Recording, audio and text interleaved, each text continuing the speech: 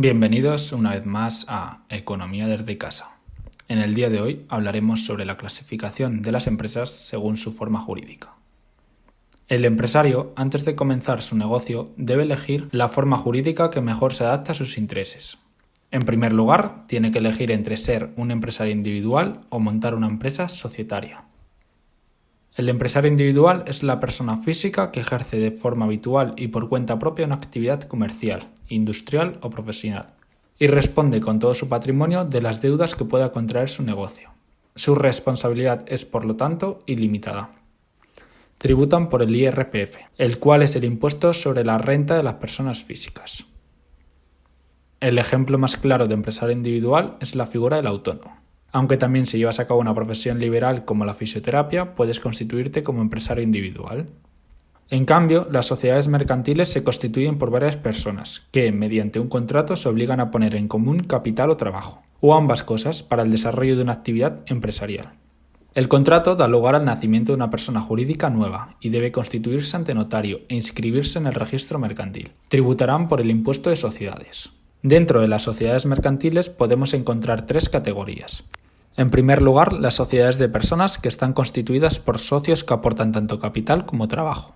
En ella, lo importante son las características personales, cuestión que justifica que en su denominación deba aparecer al menos el nombre de alguno de ellos. Su característica diferencial es que todos los socios son responsables solidarios frente a los acreedores, es decir, responden ante ellos incluso con su patrimonio personal. Dentro de este tipo de sociedad, su ejemplo más claro es la sociedad colectiva, muy utilizada por los bufetes de abogados o los estudios de economistas, donde el prestigio de sus socios y la confianza es clave para obtener nuevos clientes. Otro ejemplo de este tipo de sociedad es una sociedad comanditaria, la cual es una variante de la sociedad colectiva, en la que puede existir algún socio que solo aporta capital, por lo que se trata de una fórmula mixta. En segundo lugar encontramos las sociedades de capital, donde lo importante es lo que se aporta económicamente, no la personalidad o el prestigio de los socios. Frente a la unión de personas, lo que las caracteriza es la unión de capitales. Los socios ya no involucran su patrimonio personal, siendo su responsabilidad limitada al capital aportado. Por ello, en su denominación ya no tiene por qué aparecer el nombre de los socios y pueden utilizarse nombres inventados. Las sociedades capitalistas son la sociedad anónima y la sociedad limitada principalmente. Las principales de las grandes empresas del mundo serían sociedades capitalistas, más concretamente anónimas, como serían Coca-Cola, Burger King o Starbucks.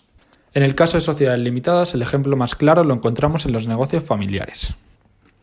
En tercer lugar, las sociedades de economía social, que son empresas alternativas que han surgido frente a las anteriores, es decir, frente a las sociedades anónimas y las sociedades de responsabilidad limitada, para superar problemas de crisis empresariales y dar una respuesta más social de creación de empleo, de mayor participación del socio y para fomentar el desarrollo económico y social de áreas locales y regionales. Destacan entre estas alternativas las cooperativas y las sociedades laborales.